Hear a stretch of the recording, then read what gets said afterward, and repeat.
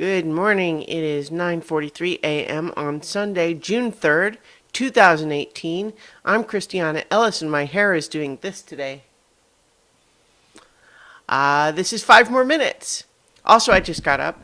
Today is Sunday, which means I'm continuing my rewatch of The Melancholy of Haruhi Suzumiya with the episode entitled The Melancholy of Haruhi Suzumiya Part 2. This is a continuation of the sort of season 1 main arc.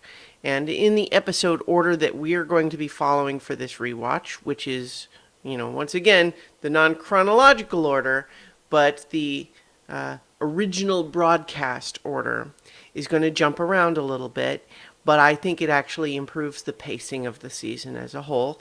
I've said all of that already, but we watched last week the Melancholy of Haruhi Suzumiya Part 1, and this is going to be Part 2, so we are watching these two in order, and it is setting up the principal concept now of the series at last.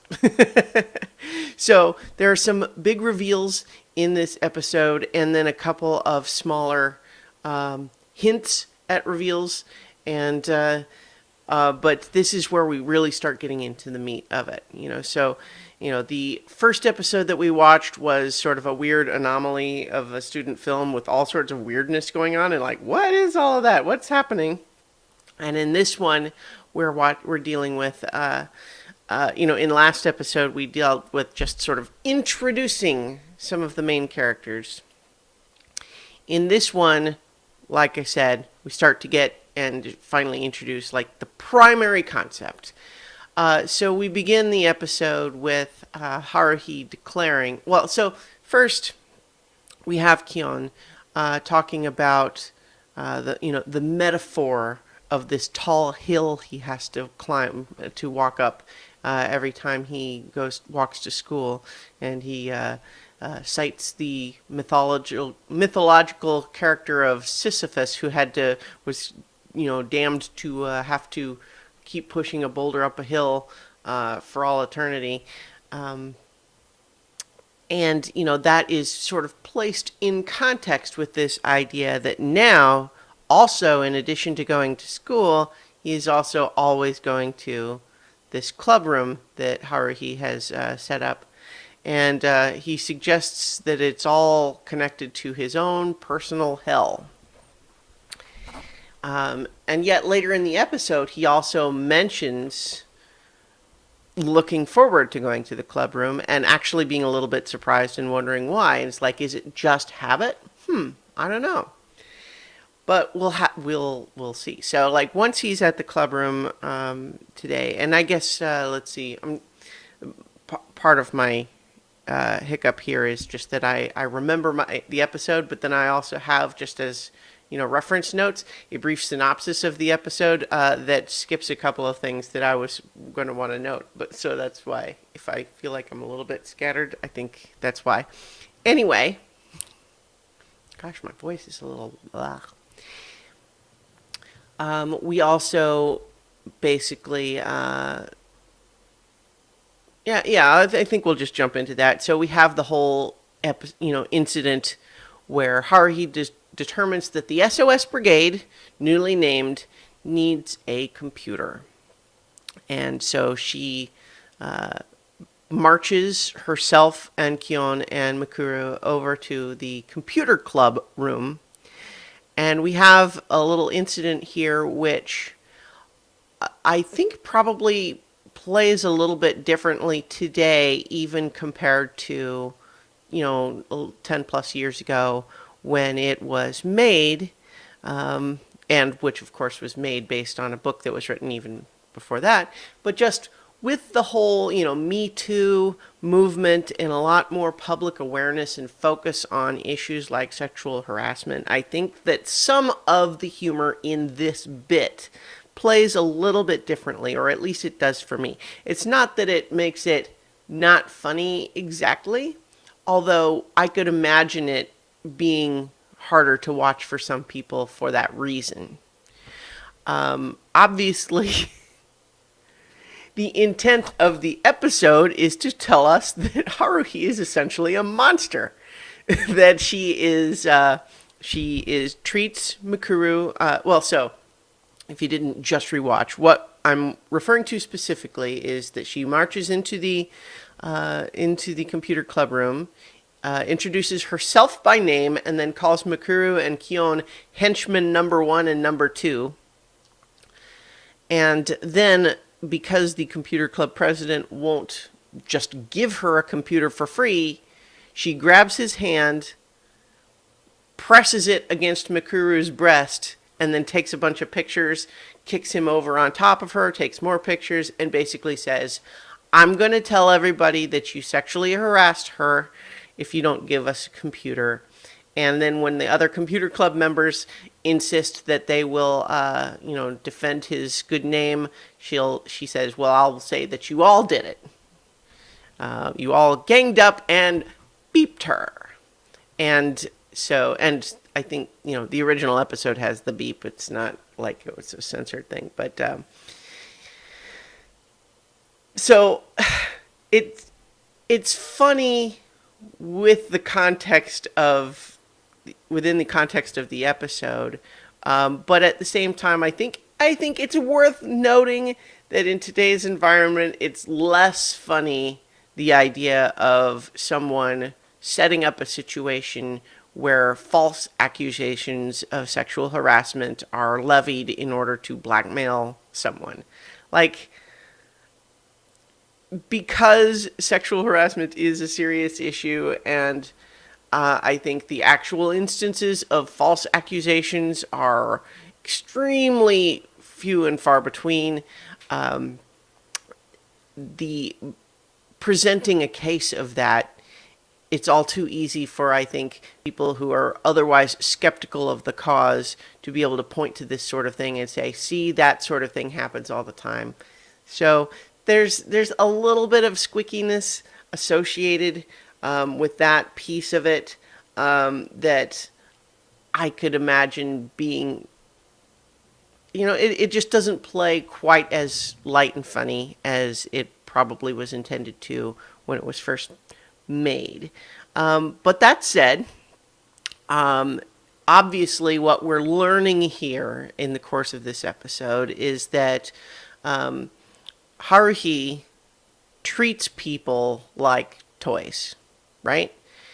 That's what we're seeing. So last episode, what we saw is first Haruhi initially disregarding Kyon altogether, but then when he expresses even a little bit of interest in the stuff she's talking about, even just enough to have a conversation with her where he really doesn't back up any of the stuff she says, that was enough for her to essentially declare she and he are both, founding members of the SOS Brigade. And she drags him around by the tie, orders him around, practically kidnaps Mikuru, gropes her, and then sets up this whole situation where she essentially steals a computer and tech support labor from the computer club, just because she feels like their club should have a computer. And she doesn't seem to have any concerns whatsoever about anybody's feelings on the matter.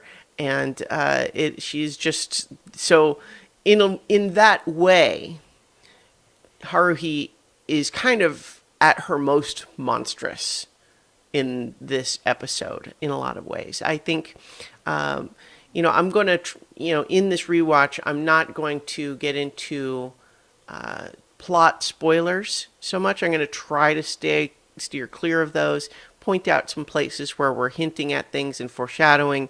But from a character perspective, I think Haruhi is a fascinating central character for a show, and part of what makes her fascinating over the course of the show is learning the multiple dimensions about her, in addition to the reveal of some specific things that we'll get to later in this episode. But in this beginning, as we're introduced to her, this is a follow-up to her initial introduction in the last episode, and what we're essentially seeing is her treating people like her own personal playthings, and really not seeming to have any consideration whatsoever about any factor other than her own personal interest in attracting supernatural mysteries, right? Why does she need Mikuru in the club? Well, because in all of the stories, they have a cute girl who's got big boobs and who acts helpless, right? And so she went out and found Mikuru, right? And grabbed her. And does Mikuru want to be part of the club? Seems like no, but then that's a little complicated too, isn't it? Because, for example, after, well, let me come back to that because I want to finish the thought about Haruhi. She grabs Kion. She steadfastly refuses to listen to anything he has to say whenever he is objecting or protesting any of her behavior. She basically just ignores him. So why did she decide to include him? Well, he gave her the idea. And the club needs members, obviously. And the truth is, too, that Kion, despite being sort of our POV character and the character through which we view Haruhi's behavior, he also most of the time does what he's told. So from Haruhi's perspective, we could see a benefit there also, right? Yuki fills out the club and she's there and it's easier than making her leave. And so she's counts towards head count. So sure, why not? Why does the club need a computer? Well, because it's the information age. It's expected. They should have a computer. It's not even that she has specific ideas about what she wants to do with it. It's more like, well, that's a thing that we should have, so let's go get one. And then even once they get one, what does she want to do with it? Well, just basically make a simple website. But so that's the Haruhi that we're seeing in this episode, is someone who really seems to have no compassion or empathy for other human beings at all. It's really just everyone else is just her plaything to be used as she sees fit to further her own ambition of essentially making life more interesting by finding weird mysteries. That's what we have been shown so far. What I will say, just in case anyone is watching this stuff and saying, gosh, Haruhi is not a very appealing character, what I will say is that it does get more complex as the season progresses, and what we're being introduced to her in a lot of ways at her most extreme. So I will say that. And especially if the sexual harassment bit bothers you, what I will say, and I can promise about the rest of this show, is that although it continues to be a running gag that Haruhi sort of manhandles Mikuru and makes her dress up in all sorts of weird outfits, I will say that that element of it, I don't think really ever becomes much more extreme than we have here. So if that part of it bothered you, I think you'll find that future episodes relax it a bit. Although we certainly get many callbacks to the idea of Kion being forced to listen as in the background Mikuru protests being dressed up by Haruhi like a Barbie doll. Anyway. So let's jump back to the actual sort of plot of that segment. So she blackmails the computer club into giving her the computer. But I think what starts to become funny again, even beyond the real world ickiness of having false accusations. And again, the thing to keep in context is, like, it's presented as awful in the show. Like, it's not played as this is okay. It's played for laughs, but the laughter is coming from how shocking it is that this girl is doing this unambiguously awful thing with apparently no remorse about it. And so, in any event, not only does she convince them to give her a computer, but then, which is the latest model? And they tell her. And then she pulls out a list of, well, I talked to the computer store and here's all the latest models. Is this? Nope. That one over there looks like it's the newest. And so she demands that one.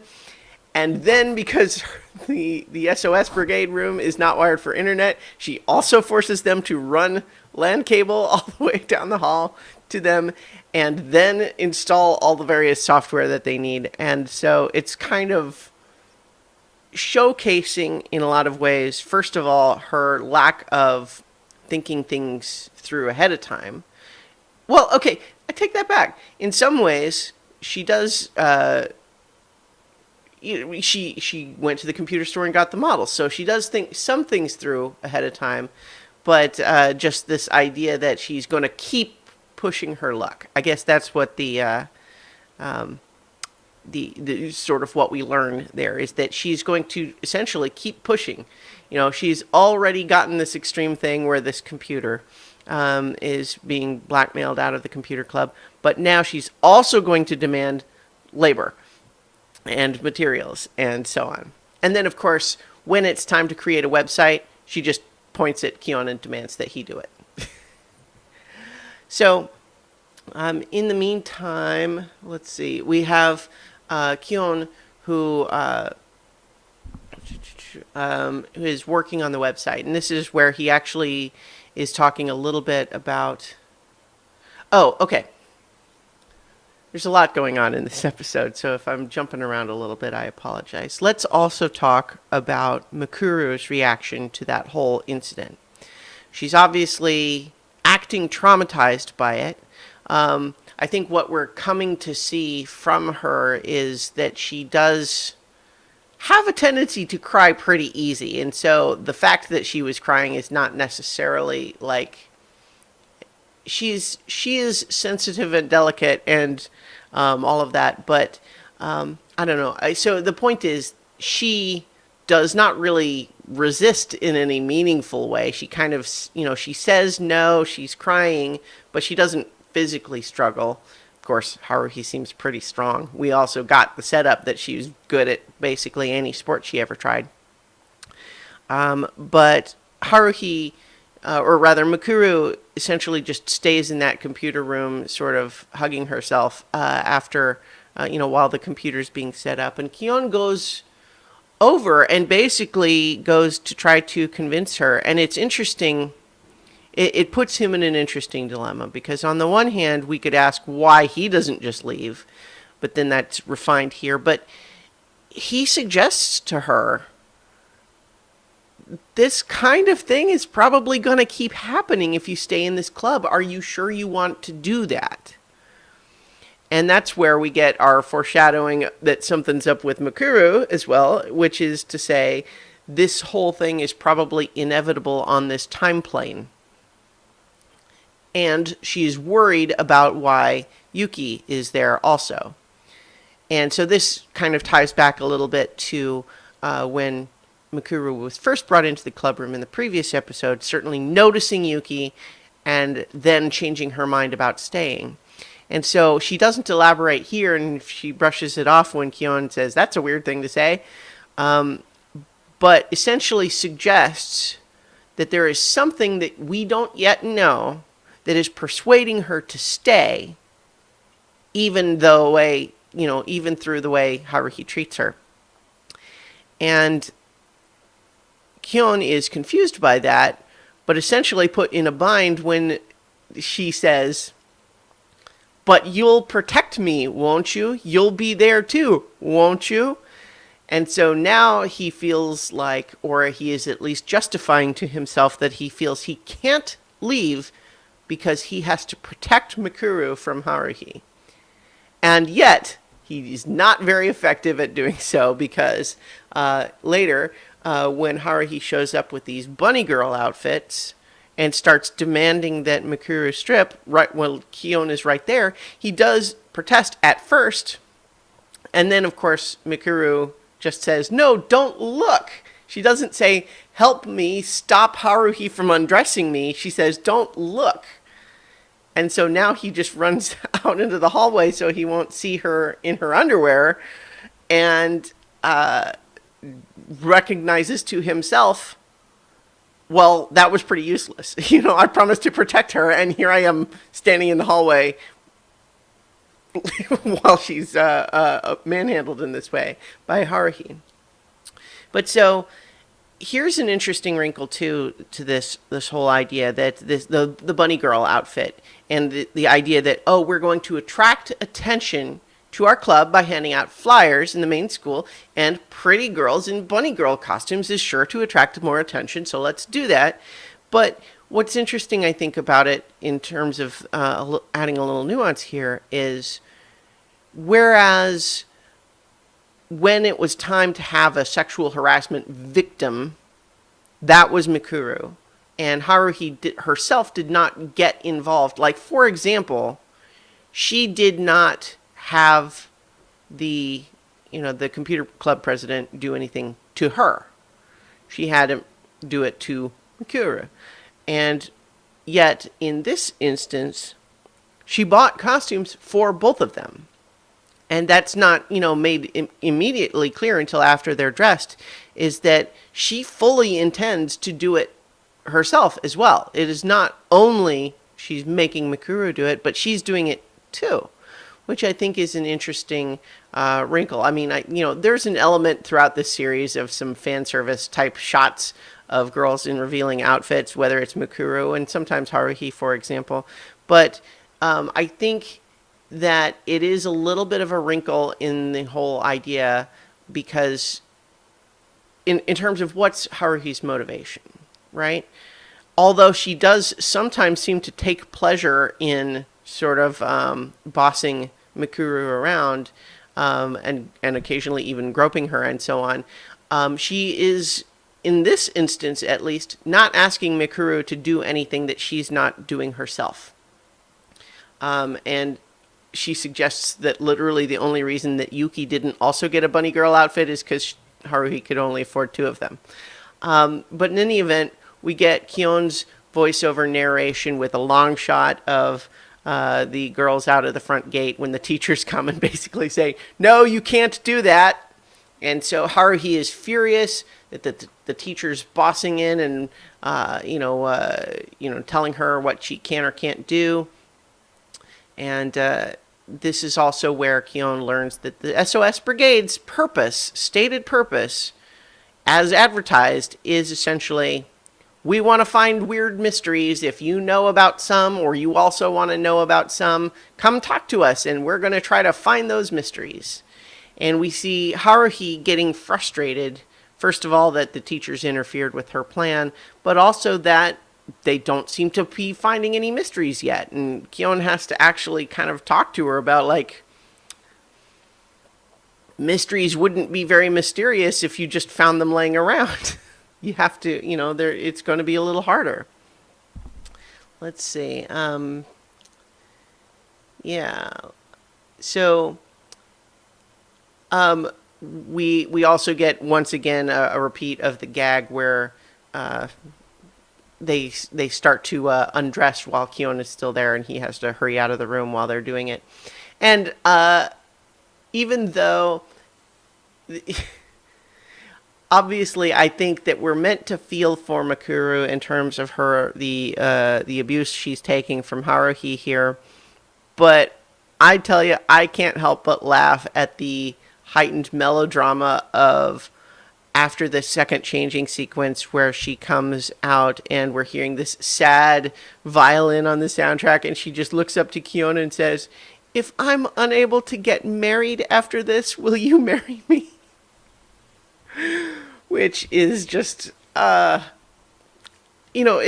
ties in again to something that's going to be a running theme throughout this show, which is Kion's desire to protect her, which, interestingly enough, is a huge part, not Kion specifically, but like that was the whole reason that Haruhi grabbed Mikuru in the first place, was she's pretty and the way she acts makes you want to protect her.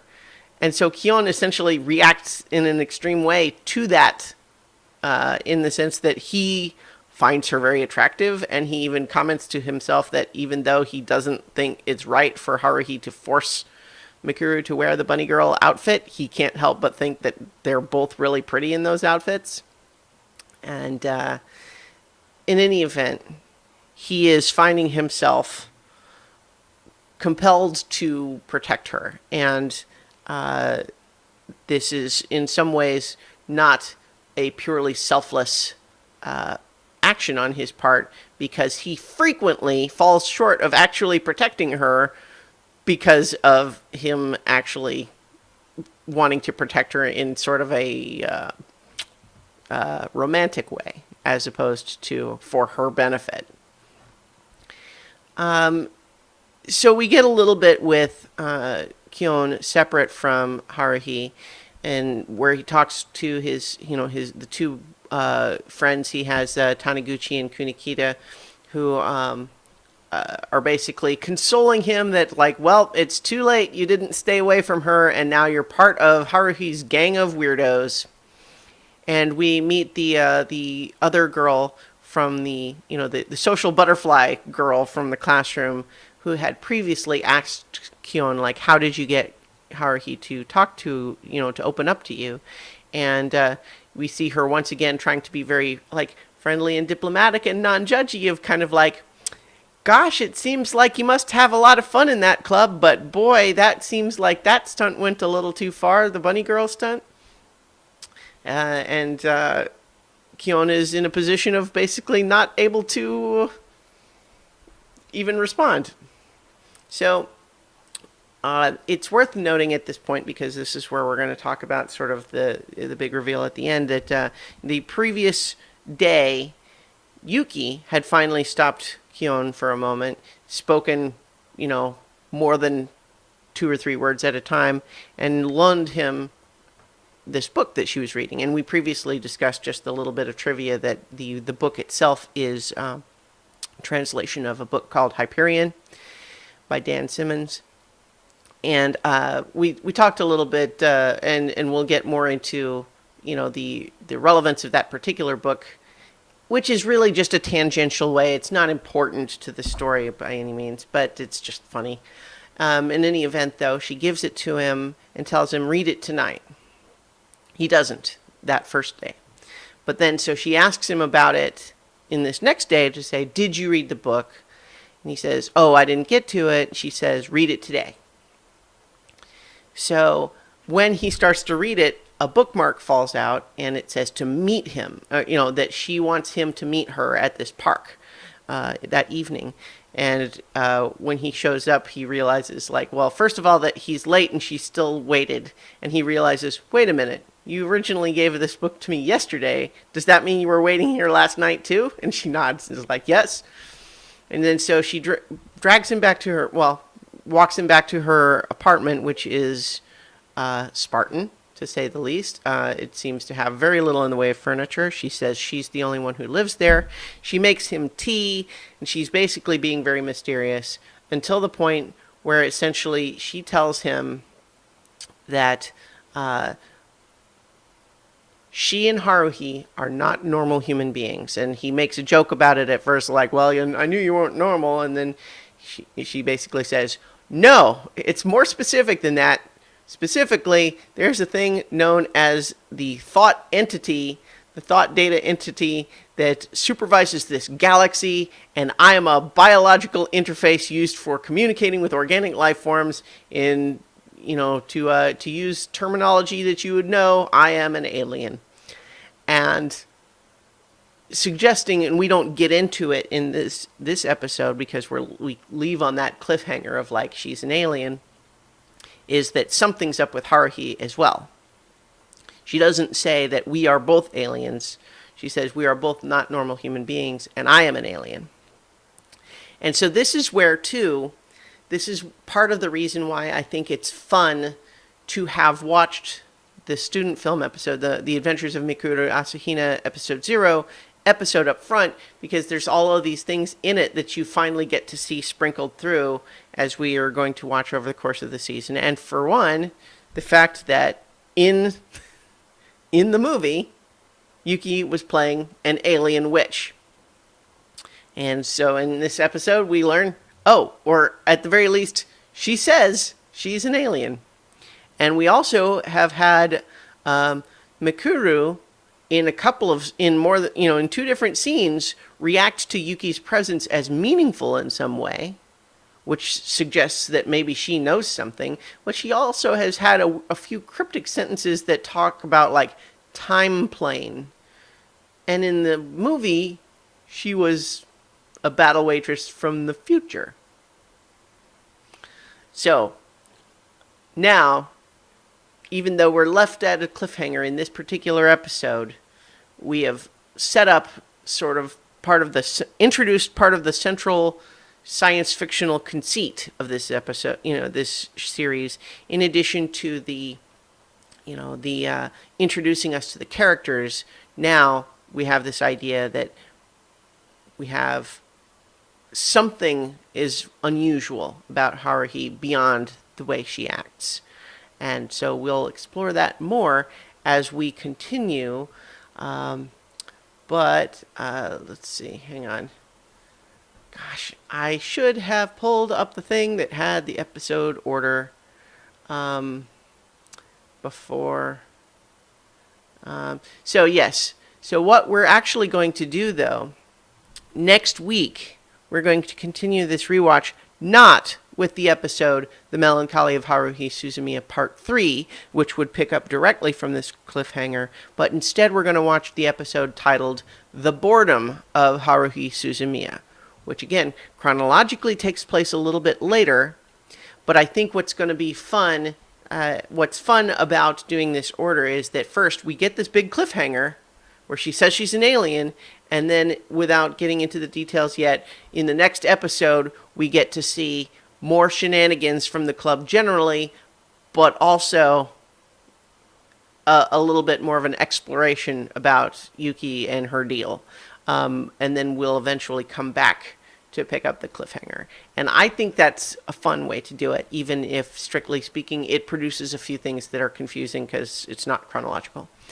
But so that'll do it. So again, next week, the episode is The Boredom of Haruhi Suzumiya. And in the meantime, I will talk to you tomorrow for 5 more minutes.